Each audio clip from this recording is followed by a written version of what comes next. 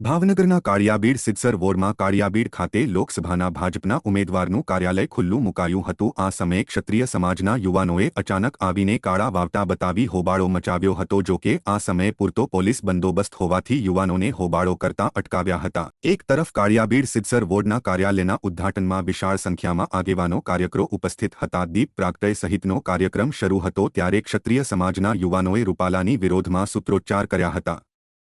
વિકસિત ભારતનું લક્ષ્ય લઈને આપણે જે પ્રકારે દેશની સમક્ષ આવ્યા છીએ ને, આપણને સૌને શ્રદ્ધા છે કે સમગ્ર દેશવાસી ત્રીજી વખત નરેન્દ્રભાઈ મોદીને પ્રધાનમંત્રી બનાવવા જઈ રહ્યા છે।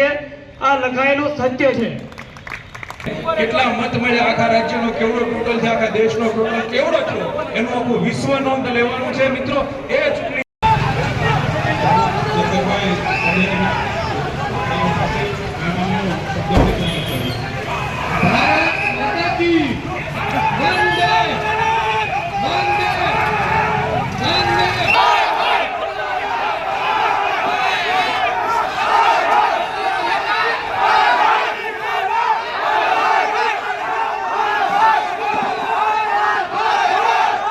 સામે ખુરશી પર પોતાનું સ્થાન લે।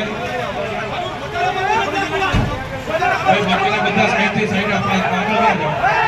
દરેક મિત્રો પાછળ ઊભા છે, સાઈડમાં ઊભા છે, આપણા કાર્યક્રમ શરૂ થવા જઈ રહ્યો છે। ચાલવી નાખે। ભારત માતા કી વંદે। જય જય શ્રી રામ। જય જય શ્રી રામ।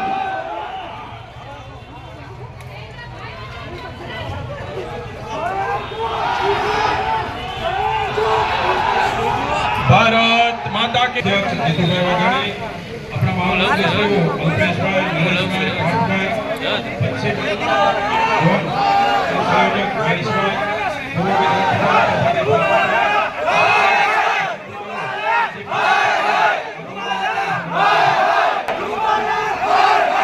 દરેક કાર્યકર્તા પોતાનું સ્થાન લે।